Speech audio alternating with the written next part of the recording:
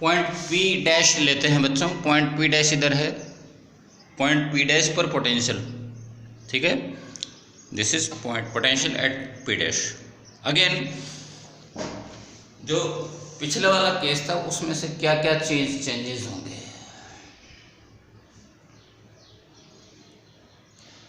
Suppose as per question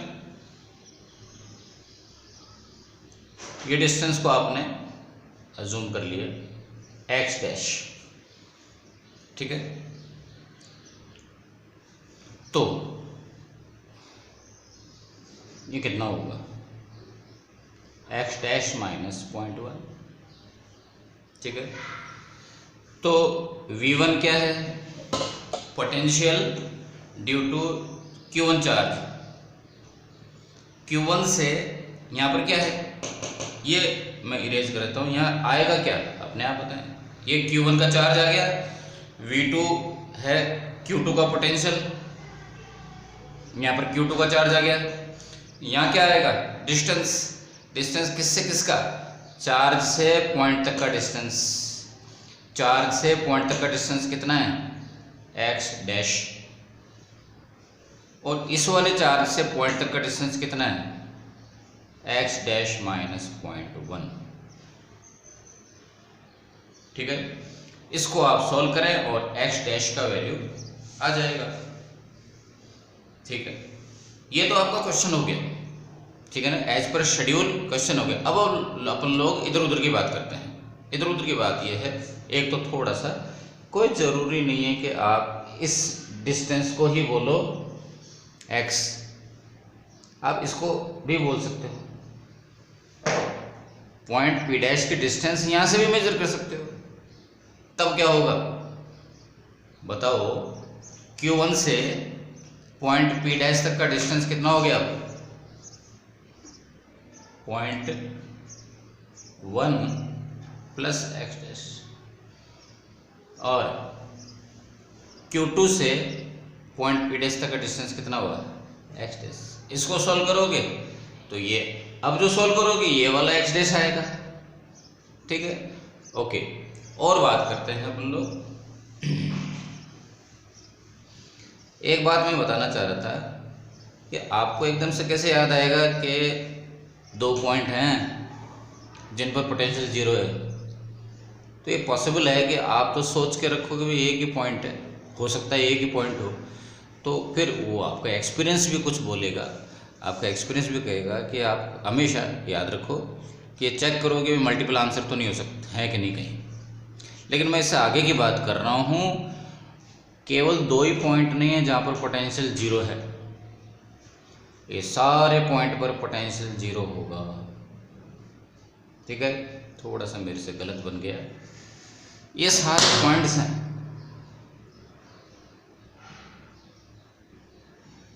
in पर potential zero होगा, ठीक है।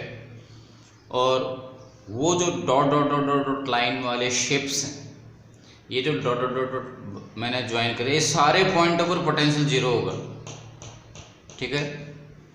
एग्जैक्टली उन पॉइंटों की पोजीशन क्या होगी, आप इतनी डेप्थ में मत जाओ, उसको मत सोचो, पर कुछ ऐसा होगा।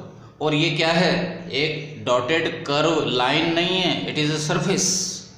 ये पूरा एक सरफेस है, जिस सरफेस पर जितने भी पॉइंट लाई कर रहे हैं सब पर पोटेंशियल जीरो है, ठीक है। लेकिन आपका क्वेश्चन कह रहा है कि आप तो वो दो पॉइंट पता करो जो इस लाइन पर एग्जिस्ट कर रहे हो। तो इस लाइन पर, कौन सी line, the line joining Q1 and Q2, इस लाइन पर जो पॉइंट हैं उनको पता करना था। तो आपका क्वेश्चन तो केवल इन दो पॉइंटों को पता करने को बोल रहे हैं, लेकिन मैं आपको अलग से बता रहा हूँ कि पोटेंशियल जीरो इन सारे पॉइंटों पर होगा, ठीक है।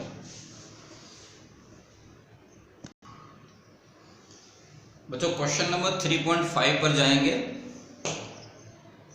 और क्वेश्चन बहुत इजी है, ठीक है। और फेमस इसलिए है, फेमस इसलिए कि ये पिछले 15 और 20 ईयर्स में 2 बार बोर्ड एग्जाम में आ चुका है। बताओ, इतना इजी और बट इतना कॉमन क्वेश्चन है देखो न्यूमेरिकल को हमेशा जो है ना कोशिश करेंगे उल्टा पकड़ें। सबसे पहले डेस्टिनेशन पे जाओ, VA माइनस VB का वैल्यू पता कर दो। इसके लिए क्या होगा, VA का वैल्यू कैलकुलेट करो, VB का वैल्यू कैलकुलेट करो और कर दो सब्ट्रैक्ट। कहीं मुश्किल नहीं है, सिंपल, ठीक है।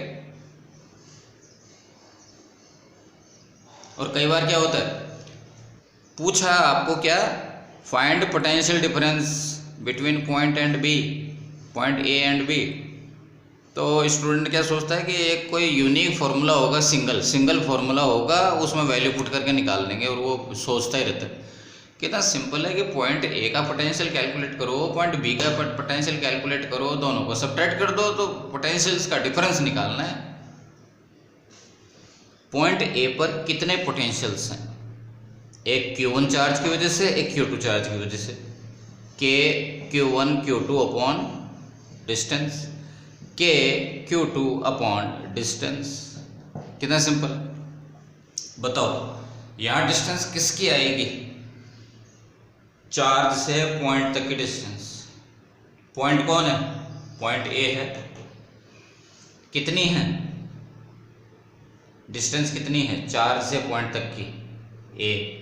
चार्ज का वैल्यू बताइए, प्लस Q, पर्टिकुलर क्वेश्चन में प्लस Q। यहाँ पर डिस्टेंस कौन आएगी, चार्ज से पॉइंट तक का डिस्टेंस, ठीक है। दोबारा ध्यान से देखो, ये क्या है, what is this, this is potential at point A, this is potential at point A due to charge Q2। तो चार्ज की पॉइंट से डिस्टेंस कितनी है, R प्लस ए।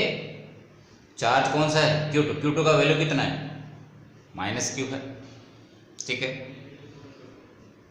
आप भी एक हैबिट डालो कि क्वेश्चन के अंदर यहाँ पर प्लस Q माइनस Q लिखा हुआ है, वो जो गिवन डेटा है उसको आप जो है अपने मनमर्जी से नाम दो और क्वेश्चन के अकॉर्डिंग, क्योंकि इसकी हैबिट पढ़ना जरूरी है, ठीक है ना। आपको इस बात की हैबिट पढ़ना जरूरी है जिससे कि आपको पता रहेगा कि Q1 का वैल्यू पॉजिटिव है तो पॉजिटिव पुट कर दो, नेगेटिव है तो नेगेटिव पुट कर दो, कहीं ना कहीं ऐसा करके ध्यान रखो। खैर, उसके बाद ये आ गया आपका पॉइंट ए पर पोटेंशियल।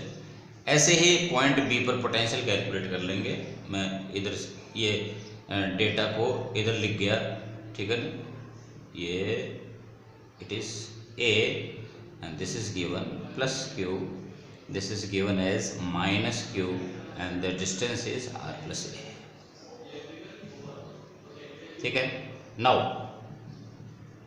again VB कैलकुलेट करेंगे, वापस फॉर्मूले लिख लिया मैंने, potential at point B, formula fundamental formula क्या है, K Q upon R, what is R, distance, ठीक है। और मैं तो ये कह रहा हूं कि आप पोटेंशियल का फॉर्मूला है KQ अपॉन R, मत याद रखो, कितना अच्छा है KQ अपॉन डिस्टेंस बोलना, कम से कम आपको ये तो याद रहेगा कि R क्या है, R इज द डिस्टेंस। नहीं तो क्या है, ज्यादातर स्टूडेंट्स को पूछते बता R क्या है, तो बोलता है रेडियस, कुछ भी याद आ गया रेडियस बोल दिया, तो वो गलत हो जाता है, ठीक है। हैबिट ये रखनी चाहिए कि आप जो नोटेशंस हैं उनको अच्छी तरह से याद रखो कि उनके मीनिंग क्या है, ठीक है। आगे बढ़ते हैं, बोलिए ये क्या है, this is potential at point B due to Q1, this is potential again at point B created by charge Q2, Q1 का वैल्यू प्लस Q2 का वैल्यू माइनस Q। ये क्या है, it is distance of point B from charge plus Q charge से, Q1 charge से point B तक का distance, ये आएगा R प्लस A। ये क्या है, ये Q2 पॉइंट से पॉइंट B तक का डिस्टेंस, ये क्या आएगा A। V A and V B calculate हो गए।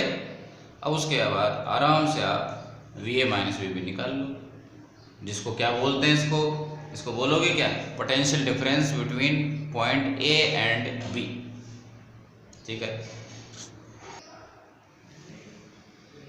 बच्चों, नेक्स्ट थ्योरी टॉपिक जाने से पहले अपन लोग न्यूमेरिकल एग्जाम्पल कर रहे थे। ठीक है, सॉल्व एग्जाम्पल्स अपन लोग सारे एक्सपेक्ट मत करना सारे कराऊंगा, क्योंकि बहुत इजी हैं, जो जस्ट उनमें एक्सप्लेन करने काबिल कुछ भी नहीं है, फॉर्मूला में वैल्यू पुट करना है, उनको आप अपने आप करोगे। अपन लोग नेक्स्ट फेज में जाते हैं, NCERT का क्वेश्चन नंबर 2.1। ठीक है, NCERT में जाएंगे, क्वेश्चन नंबर 2.1। तो आपको ये मालूम है, एक क्यू चार्ज की वजह से r डिस्टेंस पर पोटेंशियल का फॉर्मूला होता है K/R। इसमें आपको Q का वैल्यू क्वेश्चन में गिवन है 4 × 10⁻⁷ कूलम। How simple. और R का वैल्यू कितना गिवन है, 9 सेंटीमीटर। ये वैल्यूज पुट करेंगे और आपका आंसर आ जाएगा। This is your first part. Second part पे जाने से पहले बताओ, ये फॉर्मूला आपने सुना है कहाँ पे, पोटेंशियल की डेफिनेशन में। क्रॉस मल्टीप्लाई करें क्या आएगा, ये आ गया।